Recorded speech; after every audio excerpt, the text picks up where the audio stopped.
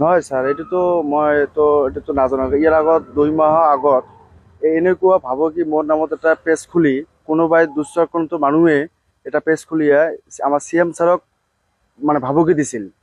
তাৰপিছত মোক গোলগঞ্জ থানাত উঠাই লৈ যোৱাৰ পাছত মোক ইনকুৱাৰী কৰি দেখাত মানে কিছু পোৱা নাই।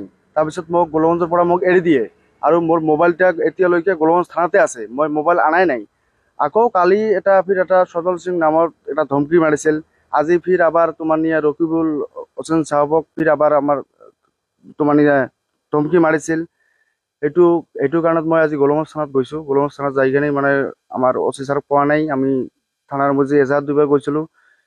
আমাৰ OC ছাৰে ক'লে যে আপুনি যিটো হালাগুড়াৰ মানুহ হয়, আপুনি হালাগুড়াতে এজাহাৰ দিয়ক। মই এতিয়া হালাগুড়া থানাত আহিছোঁ।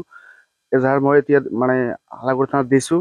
মোক এটাই ৰিকুৱেষ্ট, এই যিবিলাক মানুহ এনেকুৱা কাম কৰি আছে সেই মানুহবিলাক উচিত শাস্তি দিব লাগে। আপনার অ্যাকাউন্ট ফেক অ্যাকাউন্ট খোলা হয়েছে নাকি? হ্যাঁ, ফেক একাউন্ট খোলা হয়েছে। আপনি কোৱা মতে 2 মাহ আগতে একাউণ্টটো যে ফেক একাউণ্ট খুলিছে, হ্যাঁ, আপুনি 2 মাহ আগতে এজাহাৰ দিয়া নাই নেকি? 2 মাহ আগত মোক মোৰ মোবাইলটো লৈছে, কয় OC ছাৰে কৈছে যে তোমাৰ নিয়া এইটো ইনকুৱাৰী হৈ আছে, এতিয়া ইনকুৱাৰী কোনে কৰিছে এইটো ওলাই যাব। এই কাৰণত মোকতো আৰু কোৱা নাই যে এজাহাৰ দিম বুলি, এজাহাৰ দিয়া বুলি। মানে মই এজাহাৰ দিয়া নাই। আগত যেটো আপোনাৰ নামত যেটো ফেক একাউন্ট খুলি হত্যাৰ ভাবুকি দিছিল সেইটো মানে তদন্ত চলি আছে। সেইটো তদন্ত চলি তাৰ আছে। মাজতে আকৌ আজি তাৰ মাজতে আজি আকৌ আমাৰ এই সাংসদ ৰকিবুল হোসেন ছাৰক ফিৰ আজি ভাবুকি দিছিল এইটো পেজৰ পৰা। একেটা পেয়েছে নাকি? হ্যাঁ, একেটাই পেজৰ পৰা।